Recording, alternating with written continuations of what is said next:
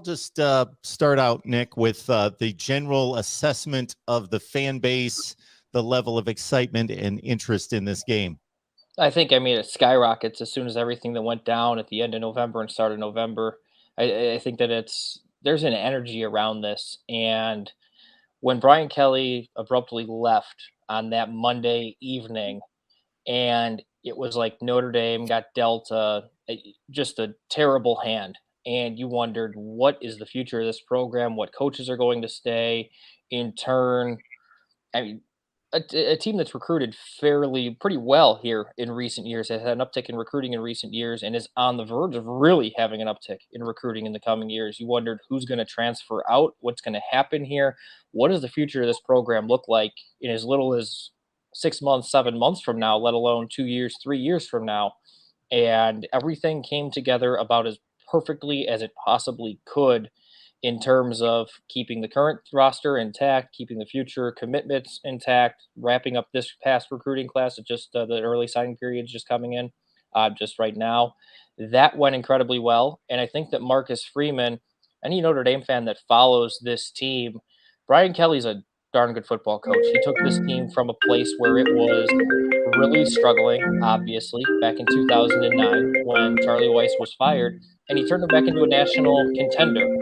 Did Brian Kelly take them as far as they possibly could have gone? Probably so, under Brian Kelly's watch. But the excitement that's now there, I think that's under Marcus Freeman.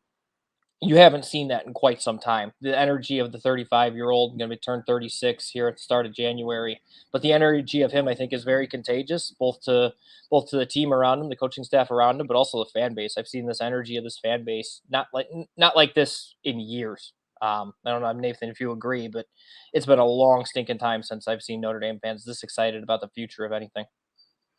Yeah, no, I mean, I echo a lot of what you just said. I mean, I think with Brian Kelly, if he was still the head coach at Notre Dame, there would be some excitement overall. I mean, I think with the idea that Notre Dame was still sort of kind of on the outside looking in, and they didn't really feel like they were robbed of a playoff berth like some teams do when they are the 5 seed. That probably would have helped a little bit. And obviously the idea that Notre Dame hasn't won a New Year's Six Bowl in a long time as well. I think that kind of would excite the fan base. But with Freeman in and, and just I think every Notre Dame fan essentially wanted Marcus Freeman. If it wasn't him, it had to be someone like maybe not even Luke Fickell.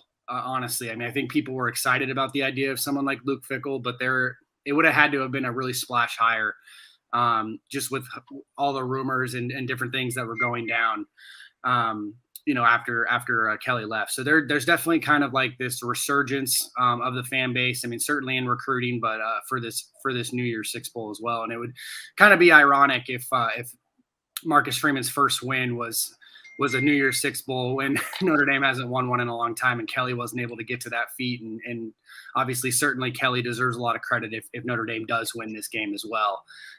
It still kind of is his team to an extent, but it would certainly be interesting because his first 2 games in a Notre Dame as the Notre Dame head coach will be New Year's Six Bowl against Oklahoma State, and then at the Shoe, not only his former alma mater, but obviously a really terrific team in general.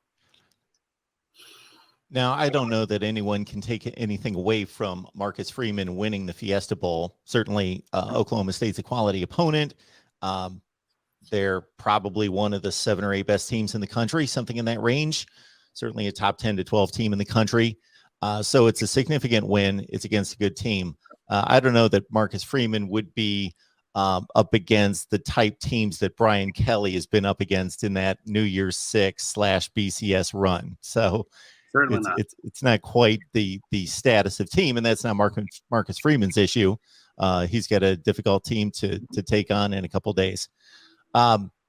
Is it going to be difficult, Nathan, at all to watch the college football playoff with Cincinnati involved? Because I've talked to different people from the Notre Dame perspective. Some see that Cincinnati game as we were right there, we could have won. Others as, sure, we could have won, but they came in, they posted a solid win. They were the better team on that day, clearly. And so it is what it is. And we moved on from there because we had our shot and didn't get it done? I mean, not really for me. I mean, I think I sort of agree with both of those ideas. I mean, I think overall Notre Dame's probably a better football team than Cincinnati, and specifically how they played in the second half of the season. I think a rematch would have been fun, and I probably would have predicted Notre Dame win. But on that day, Cincinnati was clearly the better football team. Notre Dame wasn't what they were. That's not an excuse by any means. It's just, I think it's factual. Teams can grow and get better as the season goes on, just like they can get worse as the season goes on, possibly. So, but no, I mean, I think Cincinnati deserved to be in over Notre Dame because of that win and the fact that they went undefeated.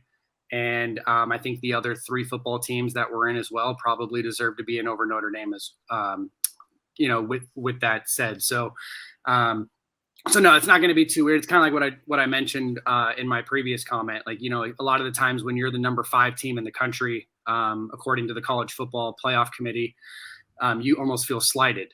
It seems like every year the team that finishes 5, maybe even 6, feels somewhat slighted that they didn't get in. And I don't think Notre Dame fans felt that way. We all knew going into championship week what had to be done. It started out really, really nice when Baylor beat Oklahoma State, and you pretty much just needed Georgia at that point to beat Alabama and continue their undefeated season.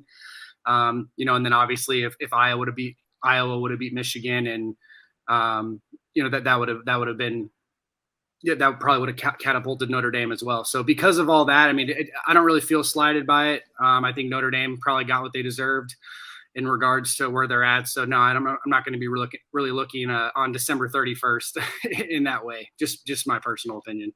Yeah, I mean, it's take care of business against Cincinnati. I do wonder, part of me wonders if the first drive, the opening drive against Cincinnati, goes differently. Notre Dame marches the ball right downfield. They get in a goal-to-go situation. Jack Cohn, done a lot of really good things this year. That's his biggest mistake of the season, is that he panics under pressure, throws an interception in the end zone. And even though Notre Dame forced, I think it was a 3-and-out, or got the ball right back right away, it felt like they were trailing the rest of that day, even though it was a while before they gave up points, actually, because it was like, okay, well, there's at least 3 points, possibly 7 points that are off the board right away. And it felt like they were down. And I just wonder, I mean, hey, if that outcome is anything different, even if it's a 3-0 lead there at the start of that game, how differently does it go? But if it's in nuts where candies and nuts, every day would be Christmas, right? So instead, you're playing in the Fiesta Bowl. You have a chance to win. I mean, it's a big time opportunity. I know that bowl games aren't the same if they're not in the college football playoff as they were even a few short years ago.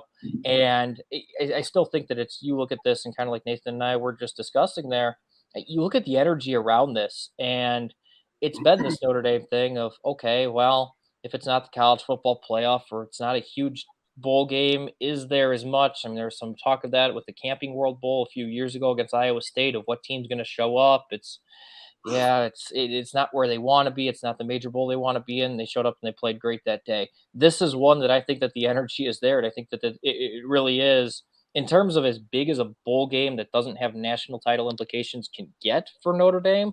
It really feels like it's at least that, if that makes sense whatsoever. And it's the only time that we've had that direct comparison to be able to say, okay, there was a head-to-head matchup between the 2 teams that are vying for this position. So it's pretty easy to see. And Cincinnati didn't lose another game, which would have brought their schedule even more into question, because there's no comparison between the 2 schedules, 1 through 12, games 1 through 12. Cincinnati's just doesn't stack up, but they did not lose a game. Notre Dame lost the game, and it was head-to-head to Cincinnati at home. We haven't had that kind of comparison between 4 and 5 in the other 7 college football playoff seasons.